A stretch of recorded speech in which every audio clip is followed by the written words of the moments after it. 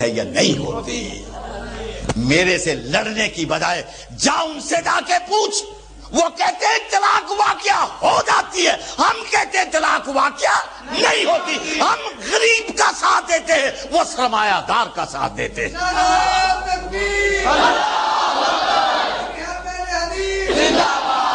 ہم اس غریب کے ساتھ ہیں. ہم کہتے ہیں طلاق واقعہ نہیں ہوئی، اور تیرا مذہب، تیرے مولوی اس سرمایہ دار ظالم کا ساتھ دیتے ہیں، وہ کہتے ہیں کہ طلاق واقعہ ہو جاتی ہے.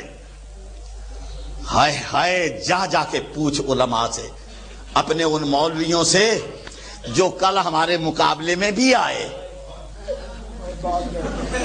جو کل ہمارے مقابلے میں بھی آئے اور پھر خود ہی جناب کیا کہ دوڑ لگا دی اور پروپوگنڈا ہمارے خلاف کہ وہ بھاگ گئے.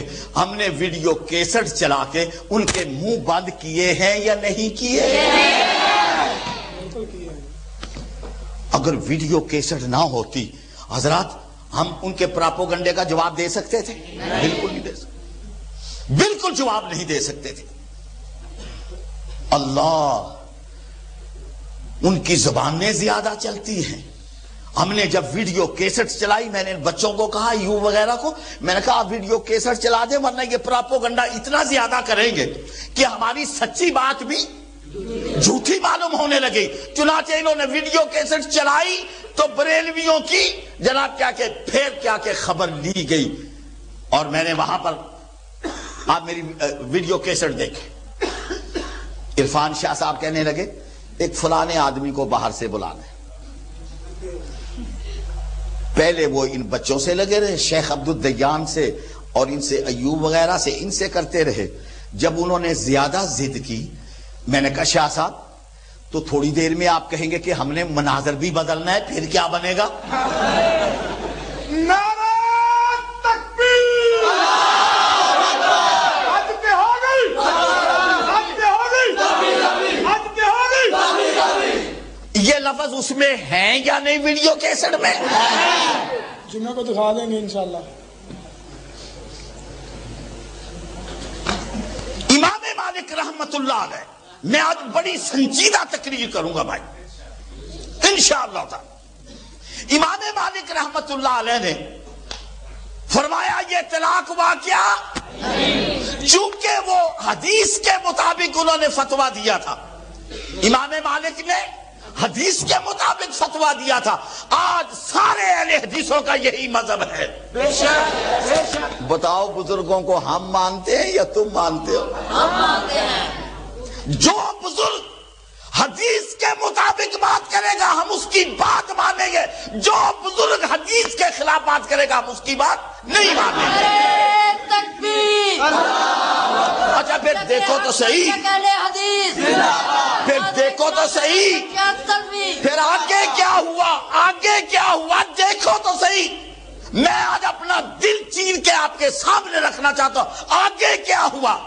حاکم وقت نے امام مالک کو مدینہ شریف میں، جس مدینہ شریف میں امام مالک کبھی سواری پہ سوار نہیں ہوئے تھے، اس مدینے میں سواری پہ چڑھا کے کالا منہ کر کے امام مالک کو کوڑے لگائے گئے اور ان کو کہتے رہے کہ تم مانو طلاق واقعہ ہو جاتی ہے. انہوں نے کہا یہ حدیث کی بات ہے، میں یہ بات ماننے کے لیے تیار نہیں ہوں. مار مار کے یہ دونوں بازو اس طرح ہو گئے تھے. یہ بازو حرکت نہیں کرتے، بس اس طرح لٹکے رہتے تھے. امام احمد بن حنبل رحمت اللہ تعالی علیہ، حضرات اہل حدیث کے بزرگ ہیں یا نہیں؟ ہمارے تمام اہل حدیثوں کے بزرگ ہیں. ہماری تمام سندیں حدیث کی امام احمد بن حنبل کے پاس سے ہوتی ہوئی امام شافعی سے ہوتی ہوئی امام مالک، اور پھر وہاں سے اوپر چلتے چلتے حضرت محمد صلی اللہ علیہ وسلم تک پہنچتی ہیں. آج آپ اندازہ کر لیں امام احمد بن حنبل کے ساتھ اس ملک میں بغداد میں کیا ہوا، کیا مسئلہ چلا تھا. حضرات ذرا میری طرف توجہ فرمائیے. بغداد میں مسئلہ یہ چلا کہ قرآن مخلوق ہے، قرآن مخلوق ہے، یعنی مطلب یہ کہ اگر قرآن مخلوق ہو، قرآن اگر مخلوق ہو تو پھر جس طرح ہم لوگ مرتے رہتے قرآن بھی نعوذ باللہ استغفر اللہ مر جائے گا۔ امام احمد بن حنبل نے فرمایا کہ قرآن مخلوق نہیں، یہ اللہ کا کلام ہے۔ جیسے اللہ حی اور قیوم ہے، اسی طرح اللہ کا کلام بھی زندہ جاوید اور ہمیشہ رہنے والا ہے۔ بے شک۔ اور مجھے بتا دو، اگر قرآن کو امام ابو حنیفہ مخلوق کہتے ہوں تو بتاؤ پھر میں سچا یا آپ سچے؟ امام ابو حنیفہ نے قرآن کو مخلوق کہا اور کہا کہ قرآن مخلوق ہے، اور امام احمد بن حنبل اس بات پہ ڈٹے رہے اور ان کو اتنے کوڑے لگے، اتنے کوڑے انہوں نے کھائے، لیکن انہوں نے یہی بات کہی کہ قرآن اللہ کا کلام ہے۔ جس طرح اللہ ہمیشہ رہنے والے ہیں اسی طرح اللہ کا کلام بھی ہمیشہ رہنے والا ہے۔ اس کا نتیجہ کیا ہوا؟ امام احمد بن حنبل نے مار کھا لی لیکن حدیث کا مسئلہ ہاتھ سے نہ چھوڑا۔ اور لوگوں، اور مجھے بتاؤ کہ اس مسئلے میں ہم امام احمد بن حنبل کی بات مانتے ہیں یا نہیں مانتے؟ کیوں مانتے ہیں؟ کیوں مانتے ہیں؟ انہوں نے قرآن حدیث کی بات کی، ہم امام احمد بن حنبل کی بات کو تسلیم کرتے ہیں، اور ہم آج بھی کہتے ہیں کہ قرآن اللہ کا کلام ہے۔ بے شک بے شک۔ جس طرح اللہ حی اور قیوم ہے اسی طرح اس کا کلام بھی ہمیشہ رہنے والا ہے۔